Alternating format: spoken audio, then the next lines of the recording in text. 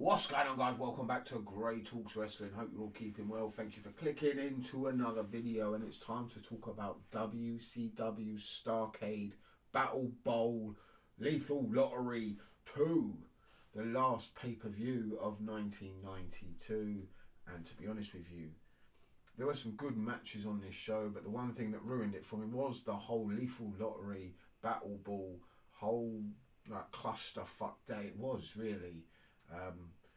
All the tag team matches, bar probably one, was so predictable. You knew who was winning. The people weren't very interested in them because you had heels going up against heels, baby faces going up against baby faces. It just, no one was really interested in any of the matches apart from maybe the ones that featured people they enjoyed, like Sting maybe.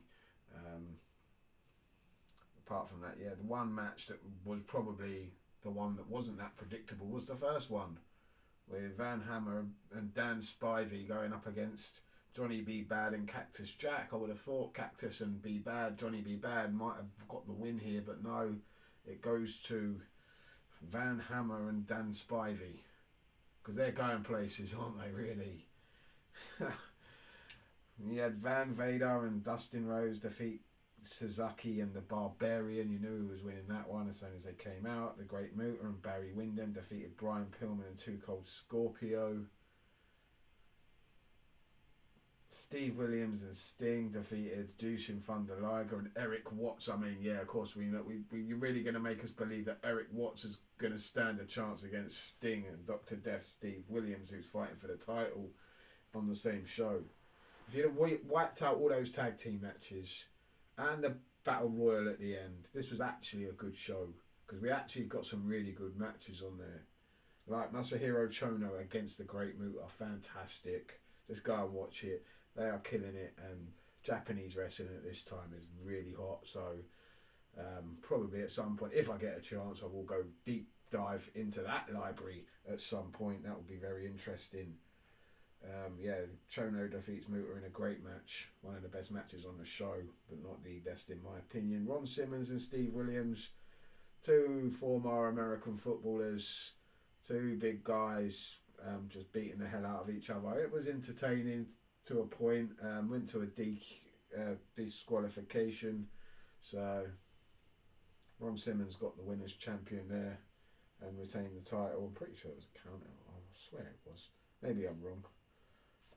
Shane Douglas and Ricky Steamboat as tag team champions retained the titles in a very good match, in my opinion the best match of the night, yet again featuring Brian Pillman. What a surprise. Shane Douglas at this point, how did they drop the ball on him as well?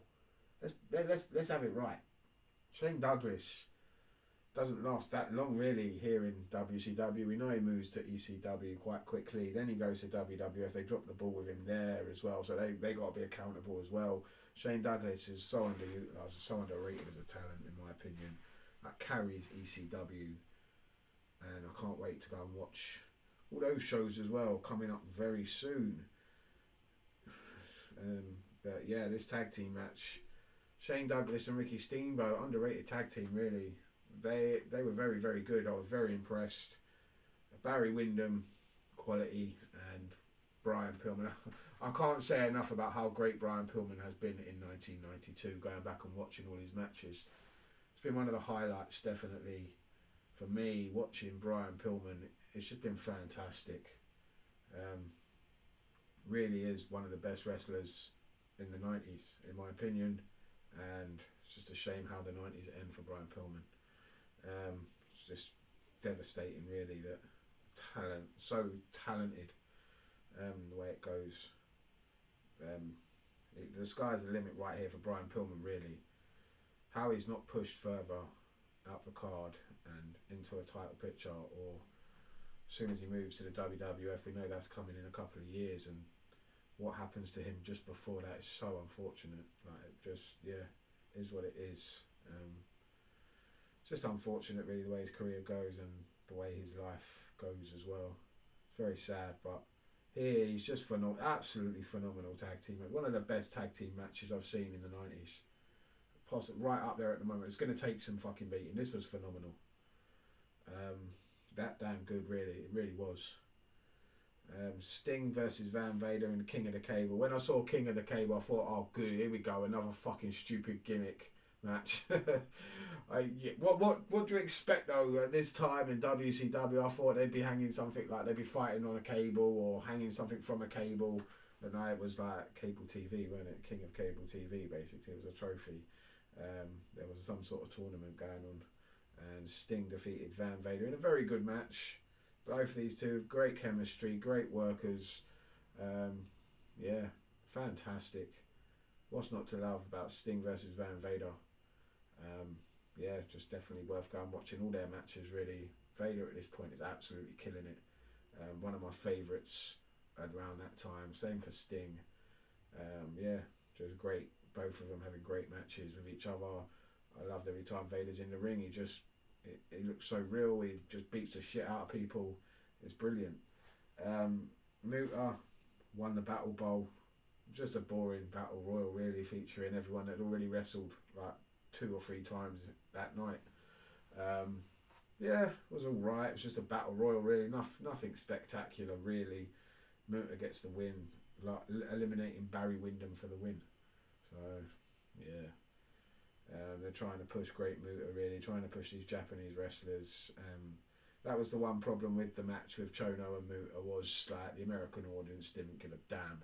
No one in 1992 really that was watching WCW, or a very small portion of them, were watching Japanese wrestling.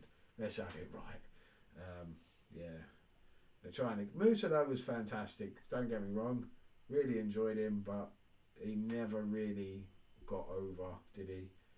Over here to the heights that they were expecting to, I believe. But yeah, fantastic. Still, did a great job. This was a good, decent show. If it weren't for like all the Lethal Lottery matches, like I said, they could have put a few other matches in that place. They had so many talents that weren't being utilised for Starrcade, their big show of the year, and I just didn't enjoy the Lethal Lottery, the first one or the second one. Yeah, if there's any more, I'm dreading it. Like, I don't want to see another one. I'm not sure what 1993 has in store. But if it is another Battle Bowl and Lethal Lottery, oh God, here we go again, sort of thing. I'm just not going to enjoy it, because I didn't enjoy this one, and it was a shame. This is how 1992 ends, and Jim Ross, it's the last show for him in WCW. He goes off now, and next time we see him is in a toga. Can't wait for that. Thanks for watching. And I'll see you next time, and I'm pretty sure it's for Royal Rumble 1993. Let's do it.